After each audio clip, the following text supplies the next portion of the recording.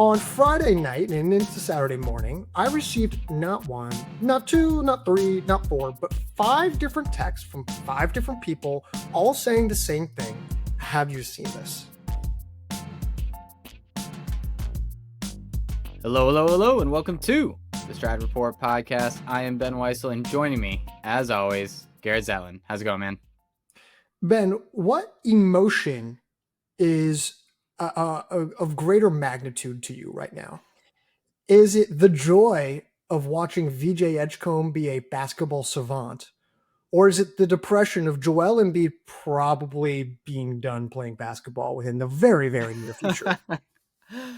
I think it's the joy. I feel pretty good about the Sixers season because it's like now we don't need Joel to be Joel fully. Now he needs to be like Joel, like in lowercase, even if he's not in full caps anymore. Yeah. But yeah, I mean the whole Joel thing was, I mean, that was always a possibility.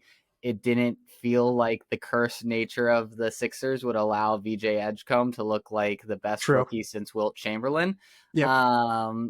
But here we are. He looks terrific. And look, I mean, you don't have a whole lot of things to be consistently happy about with this Sixers franchise, but their drafting record has been pretty exciting over the last couple of years. You got Has it? McCain, Maxey, Ben Simmons, Edgecombe. how about Markelle Fultz? Like, no, I'm saying Jahlil Okafor, Nerlens Noel. I mean, it's pretty not good. Since Daryl Morey's been here, it's been excellent. Yeah, by the way, people bashing Morey, shame on you. Shame. He's actually done a lot of really good stuff. Yeah, he's made mistakes, but like if you look at his draft record, for where he's drafted, he's gotten an all-pro player. He's gotten arguably the best player in the draft. In both of those picks were after 15, and then you now have arguably the best or second best player in this class at number 3. You got to be really happy with what he's done from a drafting perspective. And it just makes it's so nice because it's like now we don't have to live and die by every single year. We're back to like the process era when Simmons and Joel were just starting, where it's like it doesn't have to be this year anymore. There's a little bit of a longer runway, which just it's Ben, I hate to break this to you. It's never our year, okay? But I will say though that nothing will topple the emotion of the lack of ratings and reviews that we've gotten. Yes. On Apple and Spotify. 0 and 0, no new ones. 125 on Apple, 216 on Spotify. None there. That's okay. YouTube's doing great. Shout out Lauren Colley. Awesome job, Lauren. She's killing it, continues to kill it on YouTube, and we've got more great content. If you're a D2 fan, you might have a little something in the works. Stay tuned. Ben, we've got a really interesting podcast. We're going to talk about 2 different things.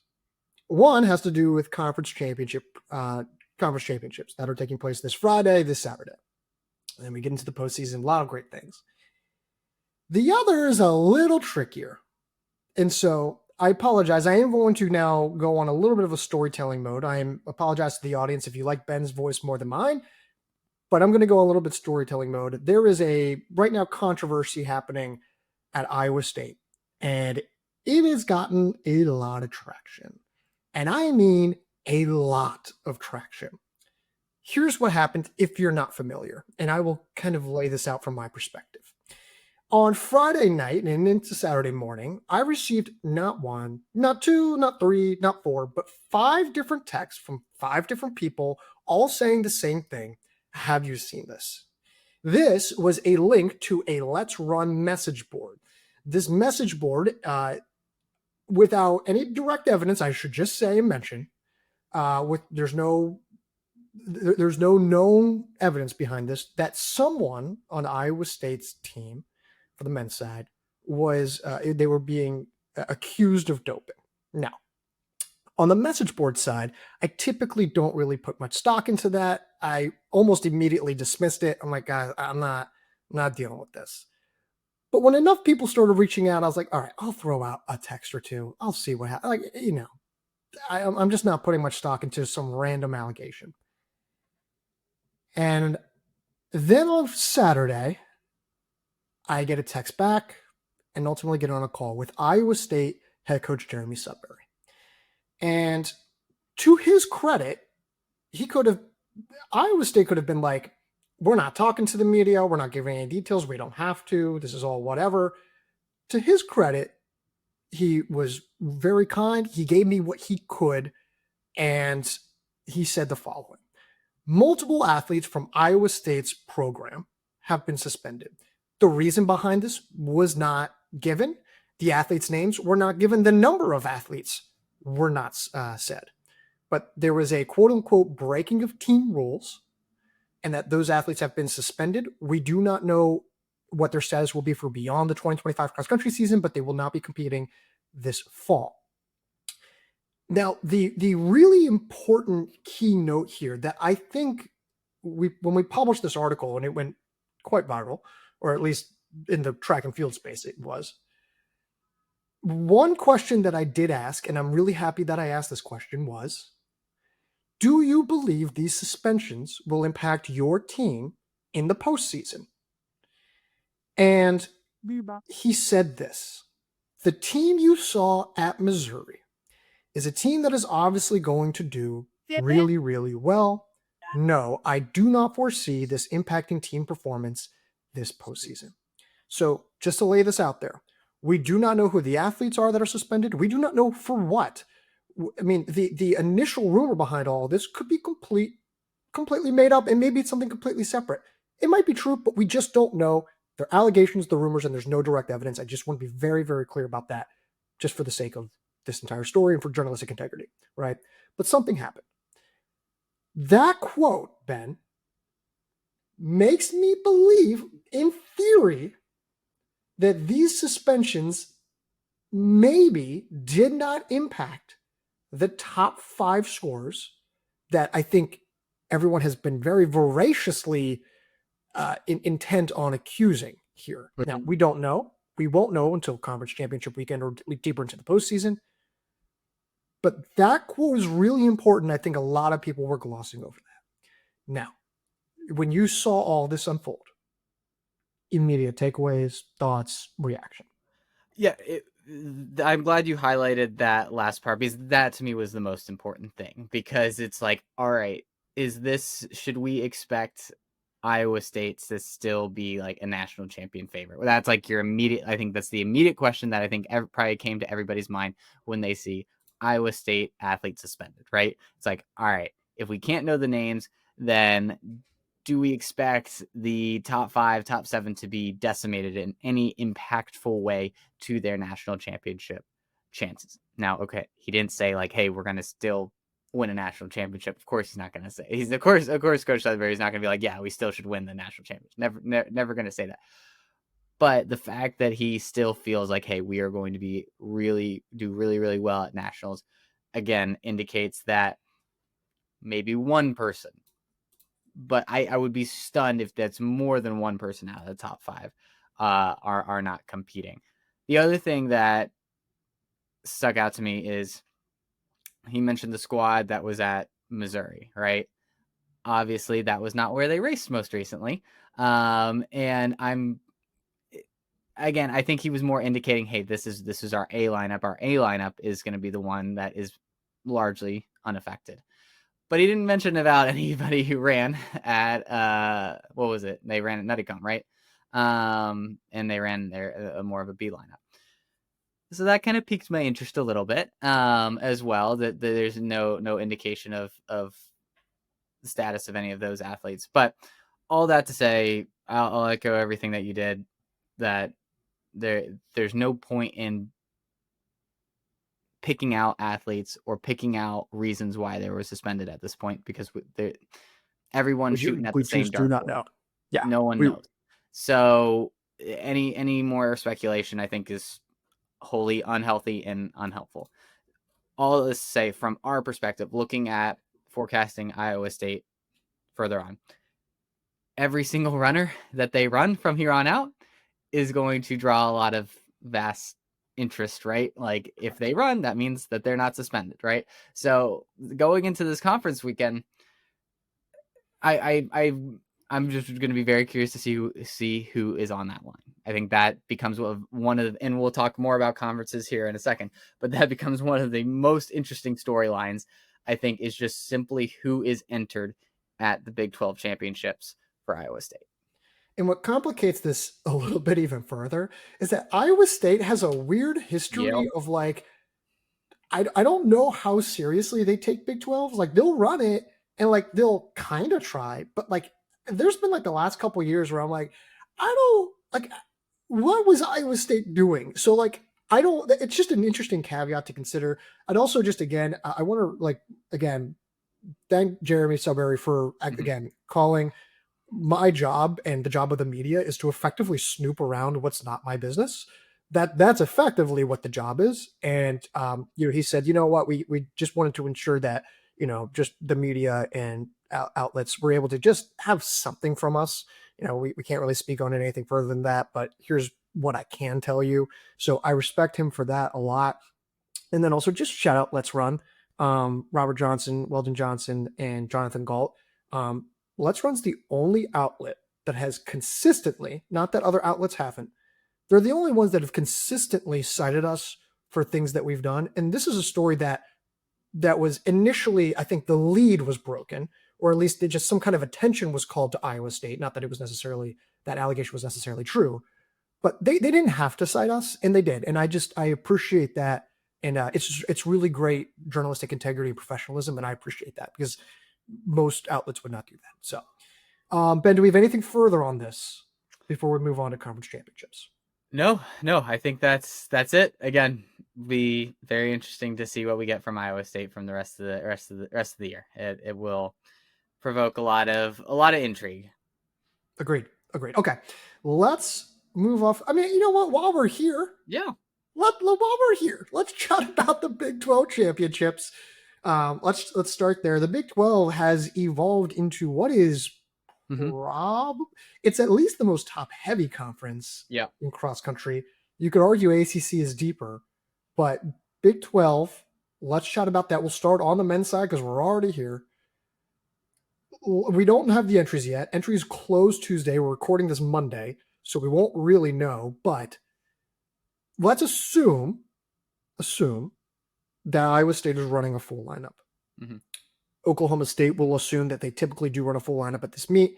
BYU, of course, I think the big question there is, does James Corrigan run? Does Boyden run? And then a handful of other teams. Colorado, another one that obviously I think there's a better chance than not they break that top three.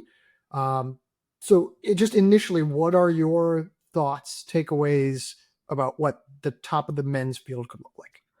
Yeah, I think for the men's field, this is the clash, the potential clash of the Titans, right? Like nowhere else in any other conference championship are you getting the possible number one, number two teams in the country going at each other, and that's Iowa State and Oklahoma State. And if both teams run a full lineup, I think we're going to learn a lot about both of these squads, right? And seeing where they stack up in terms of true firepower, because I think that's been the question. They both have run terrifically well, but they have not run against each other yet. So it's really hard to do the apples to apples comparison of like, all right, is there one better than there? We can assume that, yeah, okay, Oklahoma State's probably going to have the advantage through Brian Massow.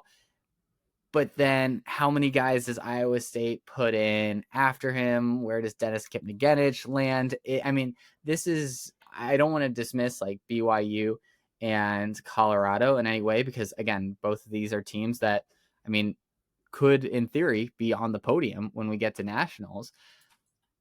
But it's going to have a feel of a little bit of a dual meet in a lot of ways, where it's just going to be Iowa State and Oklahoma State filling up, I don't know what you think, maybe 8 of the top 10 spots. And it's going to be really, really interesting just to see where they stack up next to each other. Maybe. I think it depends on who runs, right? BYU could run Corrigan and Boyden. Yep. Probably Corrigan. We don't know about Boyden. Excuse me. Colorado, Sarum takes a guy in there. Maybe Givens cracks. Like, I would think that's probably the case. But do they beat all those other guys? I guess is a good question. And then I'm sure Texas Tech, like maybe Titus Kamaru, right? Maybe he gets in there. Maybe Ernest Chariot, who has not run since September, I should say. We don't know what his status is. Maybe there's one other guy in the conference who I'm just completely blanking on and not remembering. But right now, so who is the favorite? Is it Iowa State? Is Iowa State the favorite? I think I again, kind of putting everything that we just talked about to the side a little bit. I think they have to be the favorite right now.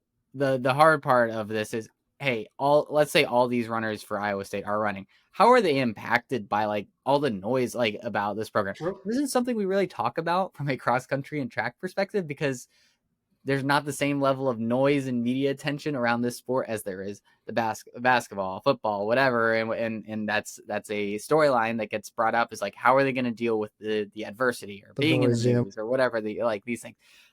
A lot of these guys have never really been like in the news in any, like in this kind of way. And it's just going to be interesting to see how they react to that. Again, all that said, I think Iowa State has to come in as the favorite. I just think they are the deepest team, and they have enough firepower where I think even if Brian Masau wins it, even if they get one or two guys else in that top 3, top 4, I just think Iowa State has too much firepower up front and too many options for Oklahoma State to be able to beat them. Evans Bewad of Oklahoma. That's another key That's a good one to monitor. Yeah. He's been really good. Like, you could argue, I don't think we have him top 20. I don't think we have him much higher beyond like in the top 15 or anything like that. But there's at least like an argument based on what he's done that he could be a top 10 name. It would be a little bit of a stretch, but like not much. So something to consider there. Brian Masau, individual title favorite? Yeah. I think so. Yeah. I agree. Sometimes you get some weird results out of him, but generally when the lights are bright, he shows up. I agree. All right, we're moving to the women's side. BYU, very clearly the dominant favorite here. Yep. There's questions about whether or not we see Hutchins.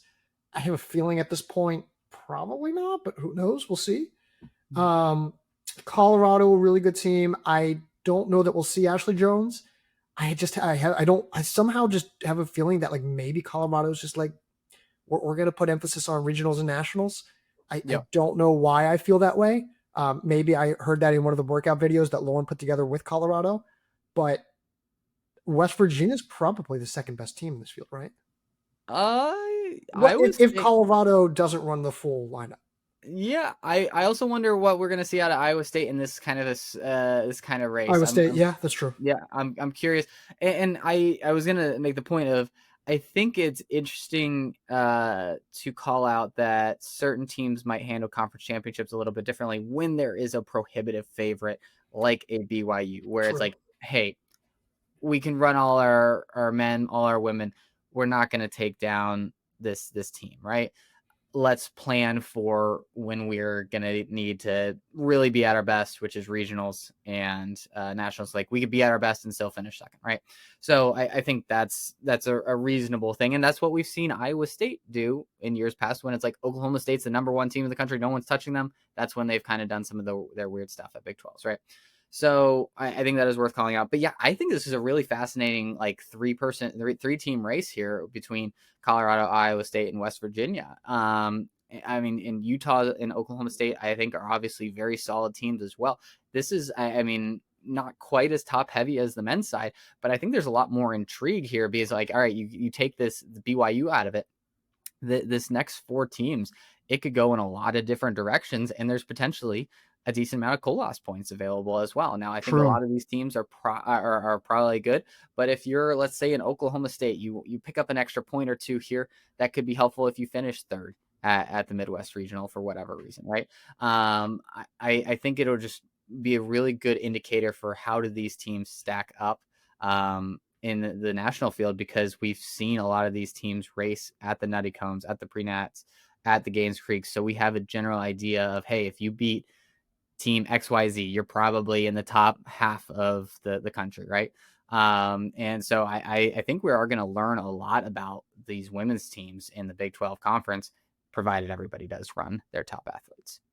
Yeah, and that's the big caveat here. Does the smaller field size compared to Nuttycombe alter the way that you feel about Iowa State's depth in comparison to West Virginia? And that's what I was gonna. I appreciate you bringing that up because I think this does help Iowa State Yeah. in the smaller field. I was gonna say smaller field, but then I'm like, there's 16 teams in the Big Yeah. 12 conference. It's not like I mean, there the were like 30 plus at Nuttycombe. Like, right. Yeah. I mean, it's still way less than Nuttycombe, right? But it's no longer the days of like a 10, 12 team conference where yeah, it's like, yeah, you have like 3 or 4 teams that aren't even like competitive at all, and really right. it's more like a 6-team, 5-team conference. Um, But yeah, I think that absolutely does help, and I think it does give Iowa State a chance.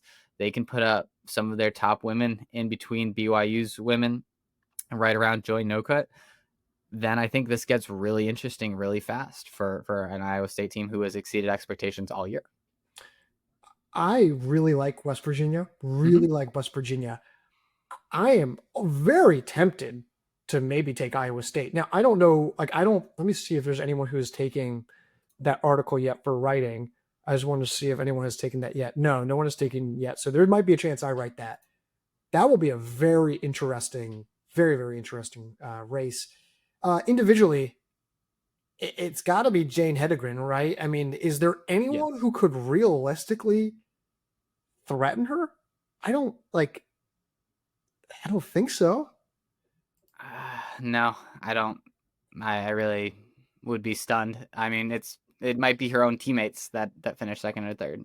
Unless like the Oklahoma State women, like the top, like Iska Chalengat and maybe Jep Curie is like at her best suddenly out of nowhere. Unless they're like way better than like we realized, which I don't think they are. At least not to the extent of beating Hedegren. I think Hedegren will probably take this a comfortable win. What odds would you give her to break the course record? Which I don't even know what that is. Yeah, I was gonna say I have no idea what the course record is.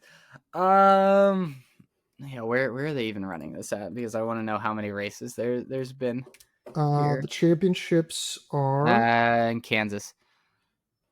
I mean, it seems pretty likely that she'll break this record.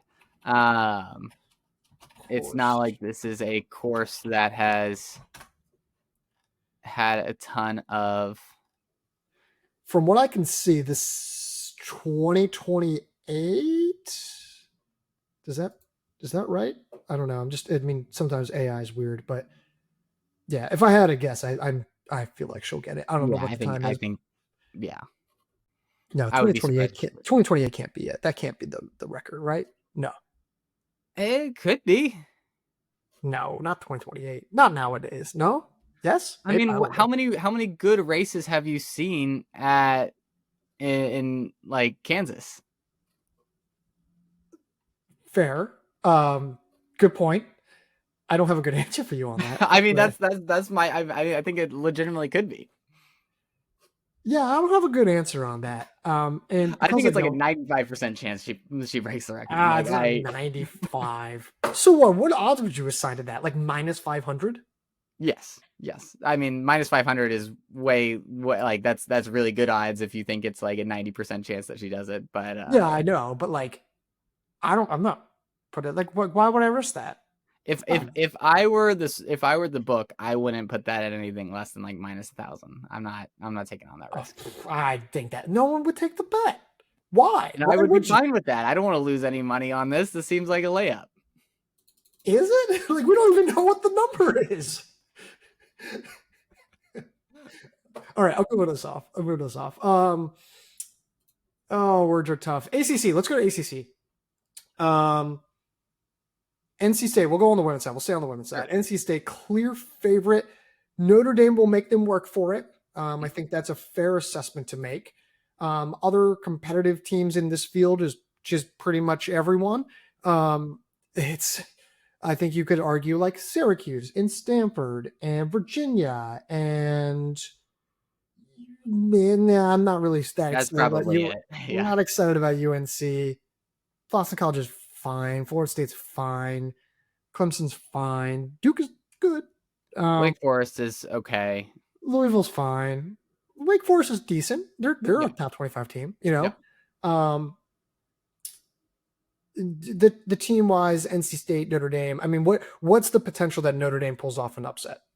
I mean, what was it? Was it 2 or 3 years ago when they nearly did? They pulled off that crazy upset. NC State still won by 4 points, man. Yeah. NC State still won, right? I mean, there's got to be like a 10% chance, I would have said 5% 5. chance. It's minimal because like even if everything goes really, really well and things have to go really, really poorly for NC State for them to lose. What are the chances that Stanford or Virginia beat Notre Dame? What percent chance? No, I think that's fairly high, honestly. Really?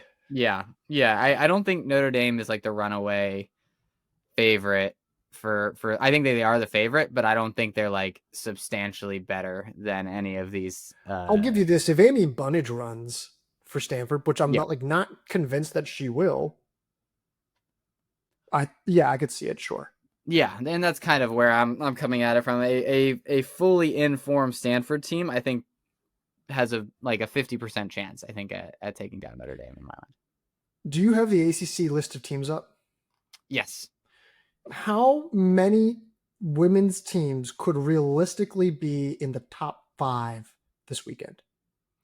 The top 5. All right, so we got. Let me just list the teams that are definitely in the top 5. So, NC State, Notre Dame. I think Stanford and Virginia are likely. So then it's like that one spot left. 1, 2. Do I think them 2, 3, 4? I might go 5. 5 teams could. I think there are 8 additional teams that could do it. 8. Wow. I think on a best case scenario, 8 teams. I think it's Boston College. I think it's Clemson. I think it's Duke. I think it's Florida State. I think it's Louisville. I think it's UNC. I think it's Syracuse. I think it's Wake Forest. Wow. Yeah, I didn't have Louisville in there. But yeah, I mean, it'll be a very fascinating race. And it could be a very important race for a lot of these teams too, right? Yeah, I mean, the from a points are points huge. perspective. Yeah. I mean, you got, again, some teams that are not in the best regions that could very well earn an auto qualifying spot that if you beat them, you could pick up a huge 1 or 2 points here in a race where, again, as we're mentioning, it feels very fluid from 5 to like 12 even. Grace Hartman, clear individual favorite, yes? Yes. Yeah. If Amy Bunnage runs and she's at top form, I think it's a race. I think it's at least it's close. I think Hartman, the way that she's been running, I think there's only like 2 or 3 women that you would pick over her in the country right now. So I think even if you are assuming Bunnage is running, I still don't necessarily think you pick Bunnage above her, but it's going to be close. Like it won't be a landslide victory. If Bunnage does run, who finishes second? Her and Napoleon. I think Bunnage. Like again, if she's running on like it, I don't want to say even at her like you would have to put the caveat that she's at her best, but it seems like whenever she runs, she is at her best. Like she doesn't need like any warm up races or anything. So if she feels good enough to run, then I think she's the favorite for number 2. ACC is always wildly entertaining. Let us go to the men's side, where Virginia? I think Virginia is the favorite. Yep. Virginia's the favorite. A lot of this will depend on Wake Forest, what they look like, who they field. I think Virginia has to be the favorite. They should be the favorite. But I think of all the Power 4 conference favorites, they are the least likely to. Maybe. Well, maybe. We'll get to the Big Ten. Yeah, that's true. That's fair. You know what? Yeah, fair. Okay, fair. Right. So Wake Forest. Is there any team outside of Wake Forest that could also beat Virginia and win this race? Yeah, I think Syracuse could win. I think there's a shot, especially because Syracuse is so good in the postseason. Yes. Especially Especially ACCs. at ACC. Yeah. ACCs, they are locked in almost every time. And this is probably one of their better teams in the last few years. So, yeah, I agree. Really good team right now. Same question on the women's side. How many teams could realistically crack the top 5 in this team standings here? All right. So we're going to go Virginia, Wake Forest, Syracuse in some order. After that, it is.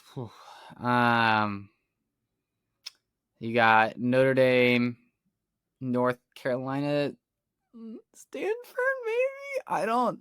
Gosh, yeah, I think they have to at least have a The shot fact at. that you're willing to say North Carolina before Stanford, and I know that North Yeah, Carolina beat them at Nutty Co, but like yeah, it's pretty damning. it's rough. It's rough. Um, Louisville, yeah, like I don't, I don't know. It doesn't. Virginia Tech, could Virginia Tech sneak in there? Maybe. Hey, give them some love, man. Like, Yeah, maybe. I feel like it's a 6 or 7 team tier, like in that top 5 tier. I don't think it's quite as deep, just because I think there's a little bit more of a drop off. I think there's a Um, drop. I agree. After like 7 or 8 teams, there's a yeah, drop off. So like the teams that I could all see being in the top 5 are Louisville, UNC, Notre Dame, Stanford, Syracuse, Virginia Tech, and Wake Forest. So 8. I've got 8. yeah, I Yeah, think that's about right. yeah. I think Wake Forest is one of the most intriguing teams to look at this upcoming weekend, because we just haven't seen them really put it all together yet. We were obviously very high on them coming into this season, and I think for good reason. And I think that potential is still there. I think there is still a podium spot there for the taking for them if they do put it together, because no one has really taken that spot and made it theirs. But this is, we got to start seeing it. And this is, I think, if they put together a big race here, they have the potential, I think, to beat Virginia.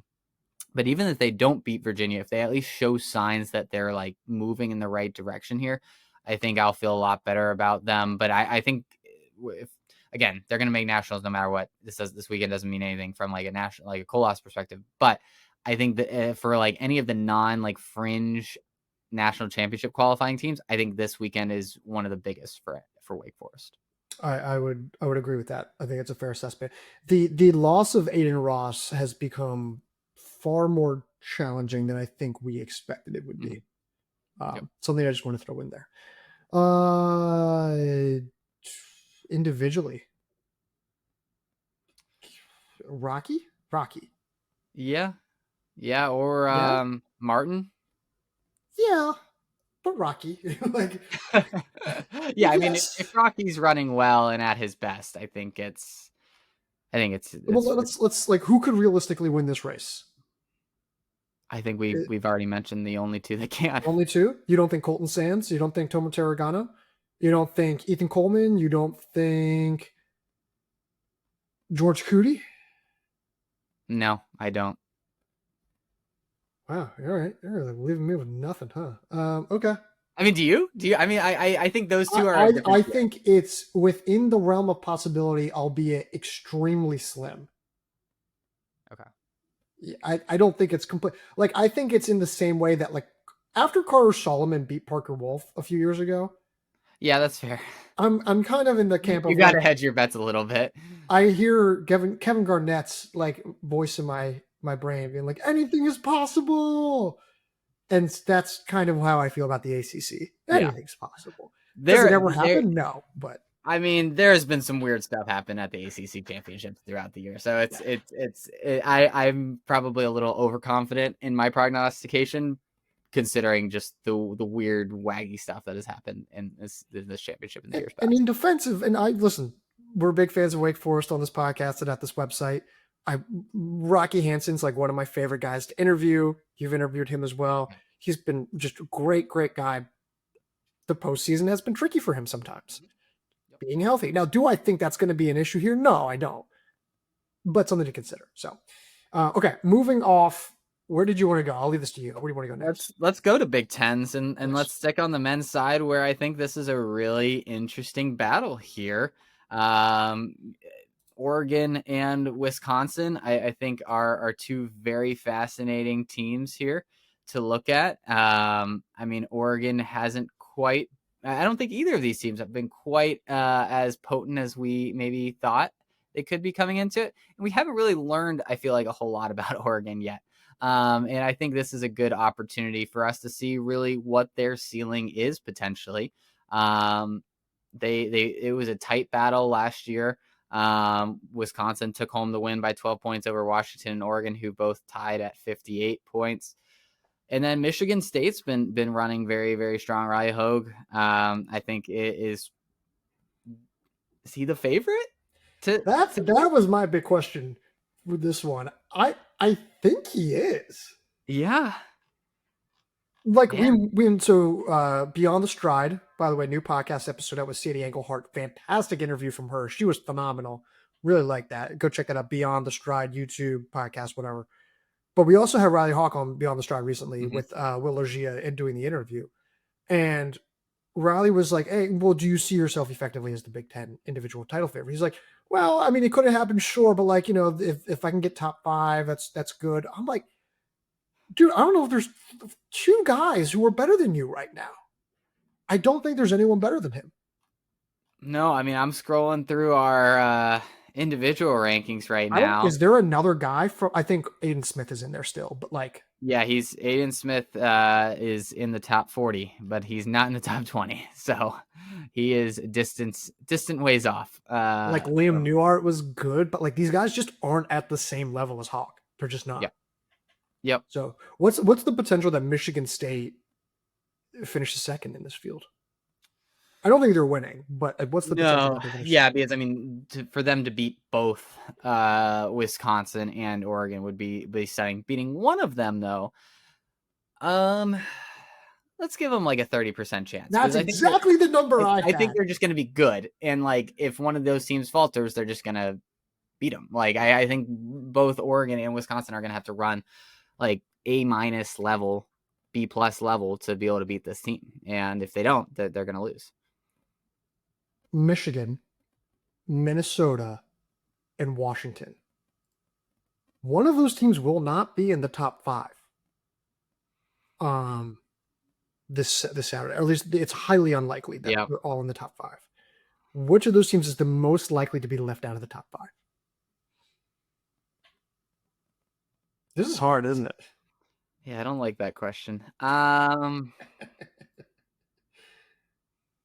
And I know where you're leaning, and you hate yourself for leaning this way, but you can't find a proper answer. So let me know when you have it. But I know where you're leaning.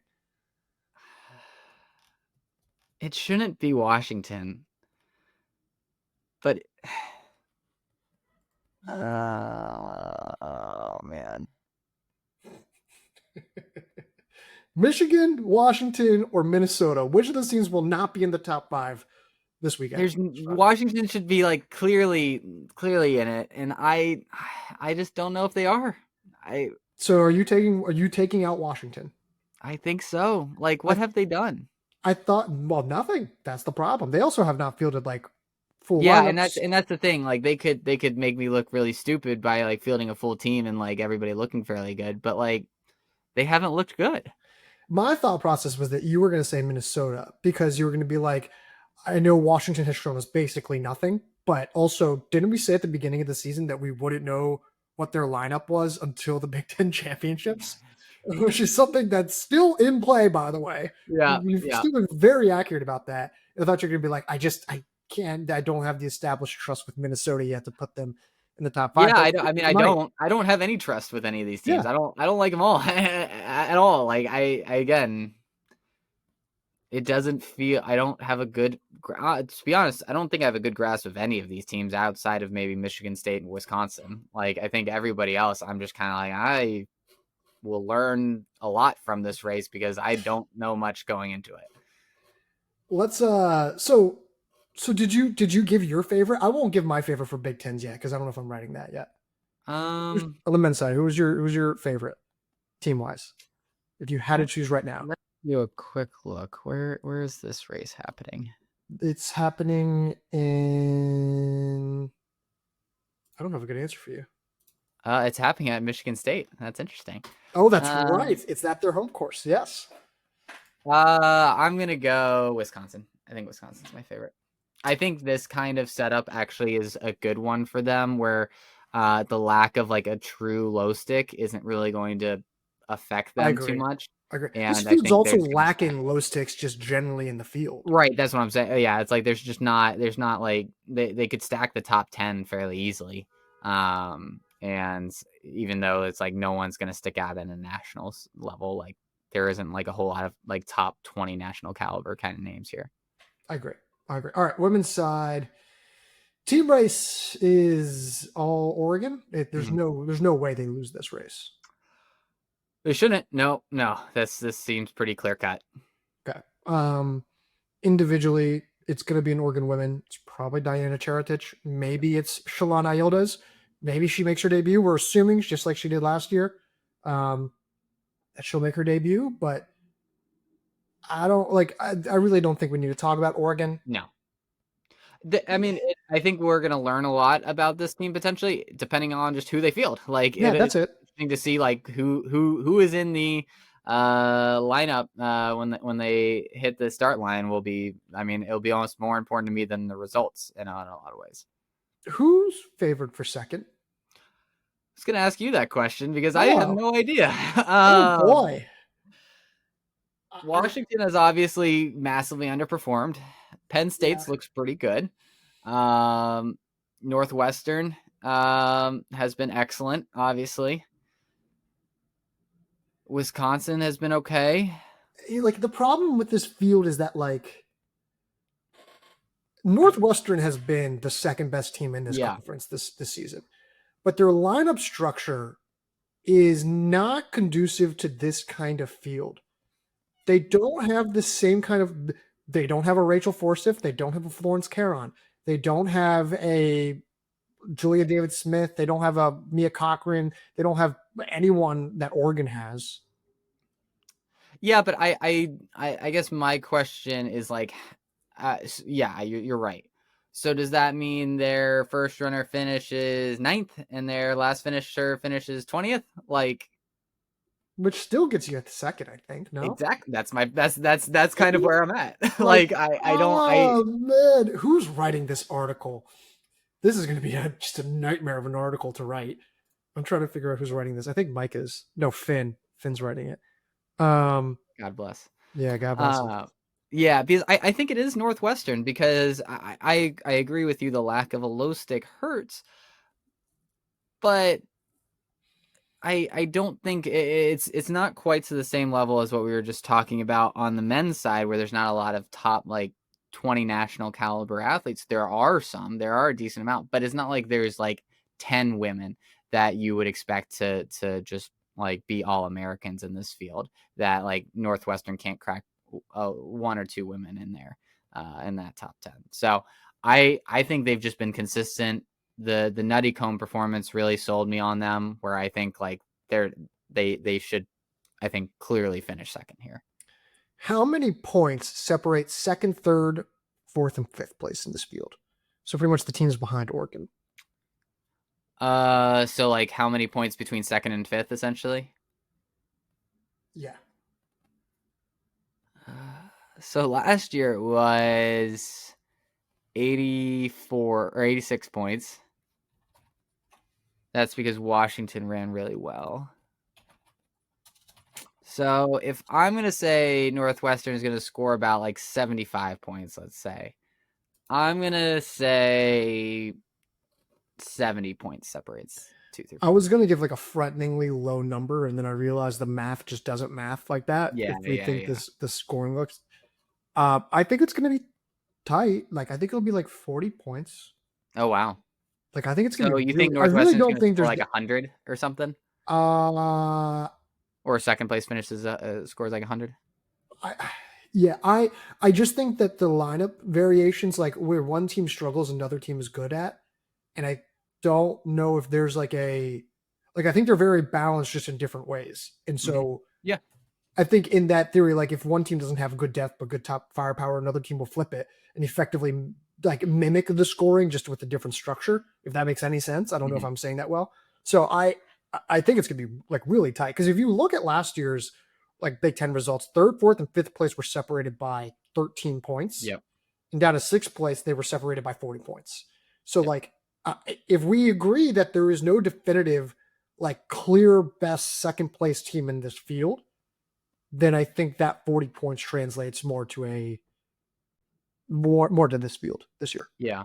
So who is your 5th team then? So we're saying, all right, Northwestern could be the second. Who's the last in this group? So we think it's like what, Northwestern, Penn State, Washington, In Wisconsin, I think. yes, probably Wisconsin. Unless Michigan State like runs the actual top women and all the top women, but like I'm kind of done on Michigan State. I've kind of given up on them. Not that I think they're bad, but they're just not as good as I thought they could be. Probably Wisconsin. Yeah. Yeah. Okay. I agree. All right, let's move off. We're going to the SEC. Really interesting year for the conference, I think. Right? I mean, it's interesting in the aspect that it's turned over, right? The perennial powers are not quite what they have been, and there's some new teams. So if we want to stick on like the women's side, at least that's more for the men's side, I guess. The new up and comers, but from a women's side, I mean, it's Alabama and Florida, at the top, and no one's touching them. Like it's gonna be a absolute chasm from them to anyone else. I mean, both of these teams are gonna score less than 40 points. I just don't see anybody else getting, like, Texas isn't getting any close to them. Like Tennessee's shown some flashes, but not getting close. Arkansas, they're gonna have a couple women in the top 10, but no one There's even no depth. no, yeah, the depth is gonna. Well, I mean, if nobody runs, they have a complete top four, and like that top four is really good. Yeah, so I mean, I think they're probably the favorite to finish third, right? Mizzou? Yeah. Like LSU has a handful of good low sticks, albeit I don't know what I'm always getting out of them. South Carolina looks like a good team. Yeah, I have liked what we've seen out of South Carolina so far. Texas A&M's not bad. Like, I don't think Texas A&M's like going to be a top 3 or 4 team, but like, I still think Arkansas is probably is the favorite. If they have Noe, I think they're going to have a top 4 that's pretty clearly better than everyone else, and I think that fifth can only fall so far in a 16-person field. I agree. And or 16-team field, and then I think that fourth place though is anybody's for the taking, right? I mean, we listed a lot of teams. I mean, I think Tennessee, LSU, Mizzou, South Carolina, like Texas A&M. Could you argue Ole Miss? I don't know if I would. Probably not. I wouldn't do it. Like, if you wanted to, you can do whatever you want, but I would say no. That is true. Man, free will is so powerful. Alabama, Florida. Which one are you taking? Assuming Alabama runs a full lineup. I think Florida. I think I'll go with Florida. I think so, but I don't feel crazy confident saying that. No. I mean, Florida has been kind of they've been like the men's like Virginia for us this year. We're like, they're gonna be good, and we're saying it kind of through gritted teeth because we just don't want to like stake our reputation on whether or not they're gonna be that good or not. But they've been excellent this year. There's no reason to not call them the favorite if they run if again they don't have much margin for error, but if they just keep running like they've been running, I don't think Alabama can beat them. I don't know if I believe that statement. I think Alabama's top 5 is arguably more complete. I think their top 4 isn't as good as Florida's top 4, but it's not like that much worse. That's the problem with this. Yeah. Because like Alabama's top 4, is it as good as Florida? No. But could I see Alabama going 1-3 in this field? Yeah. And like in that case, sure, maybe Florida has a better top 4, but by the math, like there's no way that Alabama could be that much worse through 4 runners than Florida if they go 1-3. And if Alabama has a better 5, which isn't saying like a ton, but like if Alabama has a better 5, the maths is all I'm saying. Yeah. No, I mean it's certainly possible. I think I guess the way I should phrase it, if I think Florida runs to what we saw at Gaines Creek, I would be surprised to see Alabama hitting that. Yeah, Carolina Wells is the bigger one for sure. Yeah. Individual, Doris Lemon goal. There's no other discussion. We don't need to have this conversation. No. Yep. I guess the race for second, if Noe runs, is it Noe? I think so. I'm very fascinated to see what we get out of Olomamwe, because she's just been like a good runner ever since she's like come back from like injury, but never a great runner.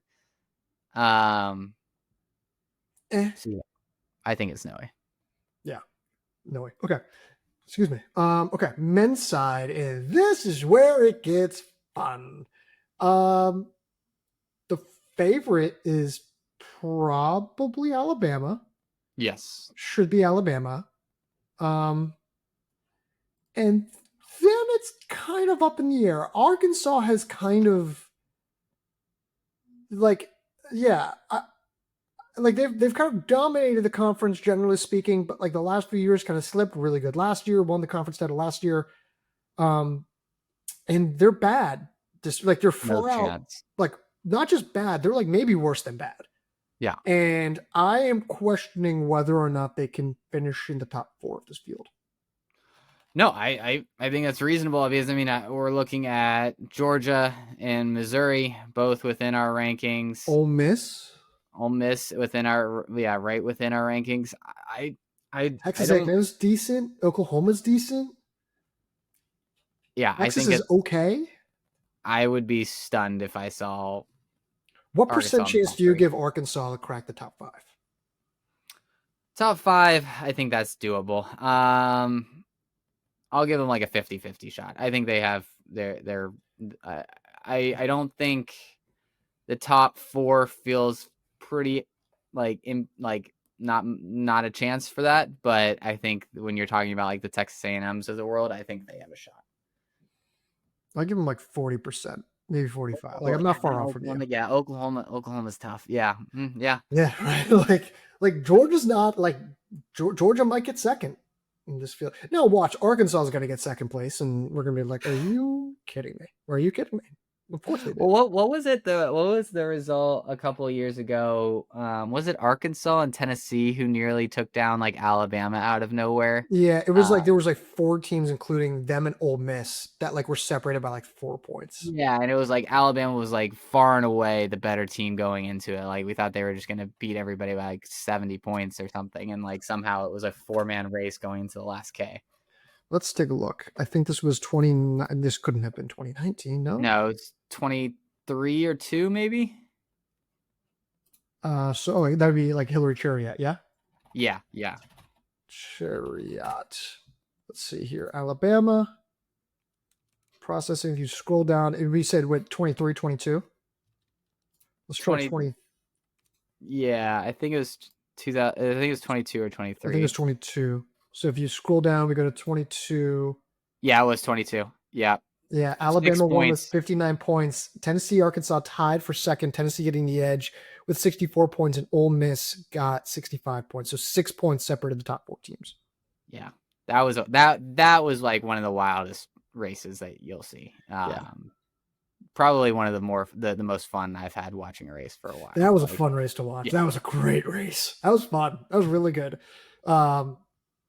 Okay, so just to clarify, what teams do you expect to place ahead of Arkansas on Friday? Georgia, Mizzou, Ole Miss. Including, I'm assuming this is all Alabama. Yeah, this is including Alabama, right? And then I truly think it's like a 50-50 between like Oklahoma and Arkansas. And Texas? Texas just beat them. Yeah, that's fair. I guess we have to include Texas too. And honestly, I don't. We'll see. I was gonna say A&M, but I'm not ready to say A&M yet. Okay. Individual. There's a lot of guys who could win this. No. Yeah, let me. Dismas Lakira is probably the favorite. Yeah, I was gonna say Lakira. I think in my mind is the favorite. He's the favorite, but like Timothy Chesendon of Arkansas could be in there. Kelvin Shuri out of Florida could be in there. Kenneth Mashinga of Ole Miss could be in there. Evans Biwott of Oklahoma. I might take him if I do the predictions. I don't know if I am. I don't think I am. He could be in there. Kip Bruto, do you say him? Teammate, Alabama. Oh yeah, Uh, Dennis Caputo of Alabama. That's true. Um, there's a couple guys. Like there's some dudes here. it feels like it'll be a lot closer of a race than like what you would think if you just looked at our individual rankings. I would agree with that. Yeah, yeah, it'll be a good race. That'd be a good, nice individual. I think Lokira's favorite, but yeah. Okay, let's go to Big East and we'll wrap it with Big East. Do you want to go to men's side or let's go to women's side? Let's go to Sure. women's side. Yeah, women's I think is a really fascinating Yes. field here. You've got Villanova and you've got Georgetown. Mhm. And I think those are the two clear favorites. Yep. I don't want to say they're evenly matched, but like I mean, so here's the thing. Sixstead, it sounds like Sixstead is out for the season. Yeah. And that's Right. the catch. That's the Yeah. kicker. I think with that note, if she is in fact out for the season, I had one Big East source on this, but if she is in fact out for the season, then I think it's Georgetown because I just think Yep. they're way more complete and their firepower isn't that much better or worse than whatever Villanova has.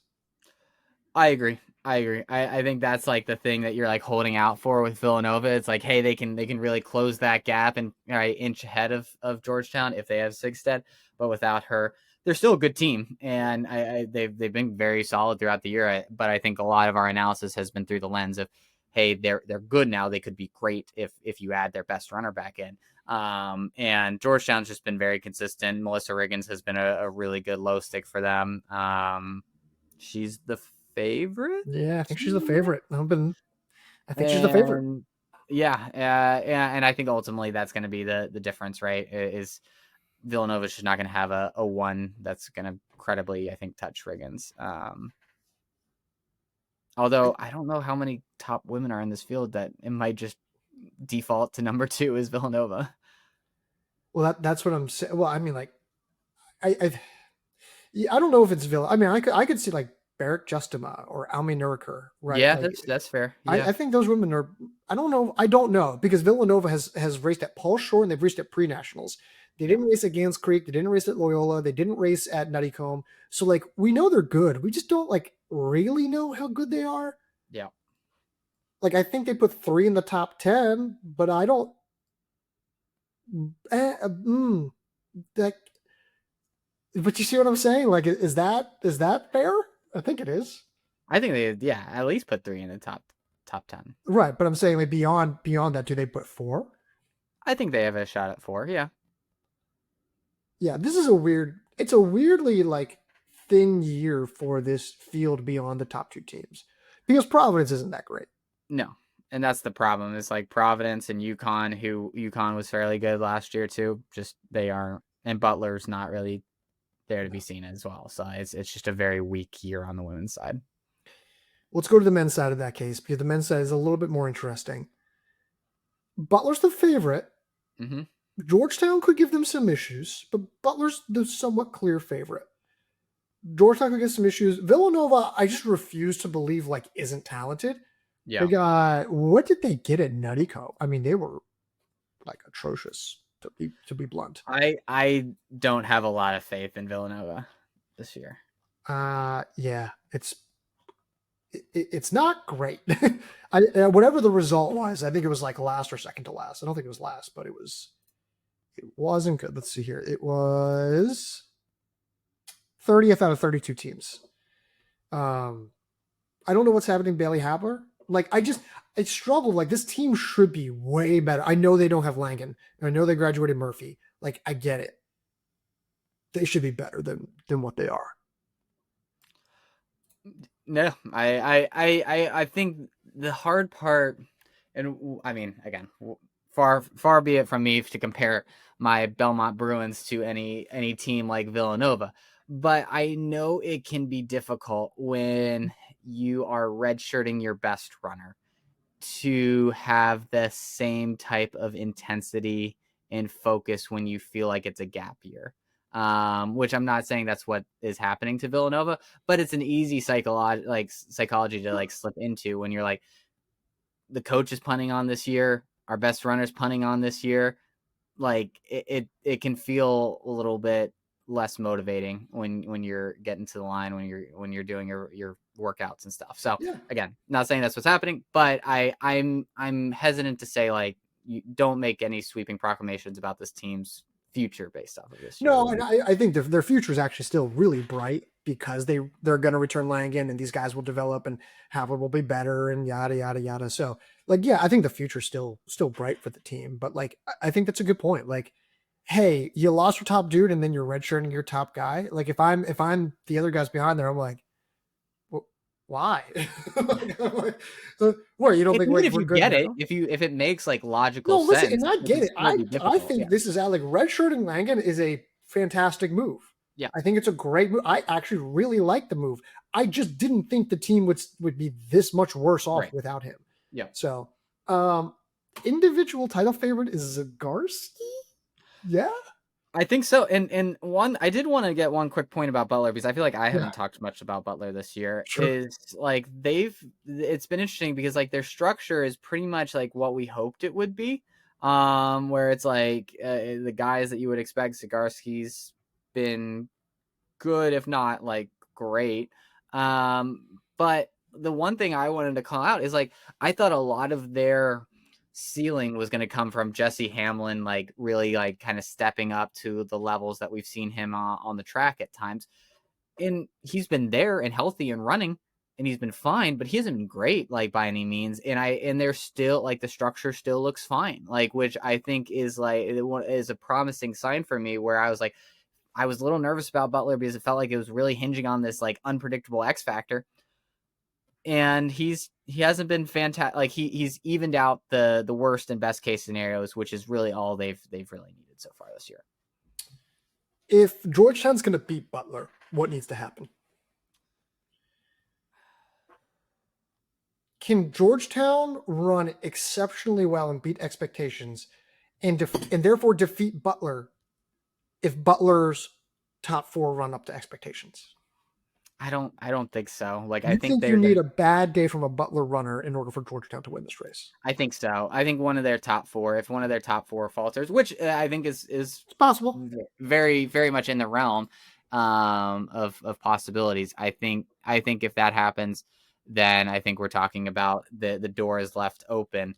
But yeah, I'm not seeing. Let me go through Georgetown's most recent result here. Was that Nuttycombe? Nuttycombe, yeah. Or they got 20th, I want to say 17th. They were, and Butler was well ahead, right? But, yeah, and that's where it's just it's hard for me to put together a realistic scenario without a Butler runner or kind of one of their top four not running up to expectations. Because I mean, you look at Georgetown. I mean, their third runner was behind Butler's fifth. So that's going to be hard, or not behind, but like right there with them, right next to them. I hear that. I think back to Paul Short and think of how well Georgetown ran. Yeah. And I'm like, it's good to know. So, okay, before we wrap up here real quick, it's always a very entertaining battle. We won't go into it, but give me your pick right now. Men's side, Ivy League, Harvard or Princeton? Oh man. There's no Shane Brosnan for Harvard. But Harvard did just get 13th. Yeah, Nuttycombe, so good, man. Where Princeton won their home course at Princeton Fall Classic. I'm gonna go Princeton. Princeton, even when they're worse, it seems like they can pull out these Ivy Leagues, and I think they might be better this year, or at least equivalent. So I really liked what I've seen out of Harvard men so far, but I'm gonna go with Princeton. I will go with Princeton as well. I'm taking Princeton. Okay, Ben. Productive podcast, a lot knocked out, very reasonable time. I think Wyatt, our editor, will be fairly happy that this is just over an hour, but not so much so. So that's it. Go check out the site. We are going to have a ton of previews, predictions for, I think our goal last year, we had 13 conference meet previews and predictions last year. We'll try to get around the same number should time allow this year. D2, D3 rankings coming up on the site. I think we're also going to be doing NAIA rankings at some point this week. I will be getting no sleep. And Ben has multiple children and a family and a new house, and so he won't be getting any sleep either. It's all just going to be go for the next week here. We might be. we're inching very close to like a very delirious podcast, and we're gonna hold off as long as we can and hopefully make it through nationals. But I can't promise the audience anything. Like we if we make it like through nationals, the first post nationals podcast is just gonna be off. I will promise you, we'll be off the rails. Like we might talk about football and basketball for the first 35 minutes and not realize it. So just throwing that disclaimer out there. Might be our best or worst podcast ever. Some would say both. It could be simultaneously both. So, all right, Ben. Well, that is all I've got on my end. All right. Well, until next week, Garrett, I'll talk to you. I'll talk to you.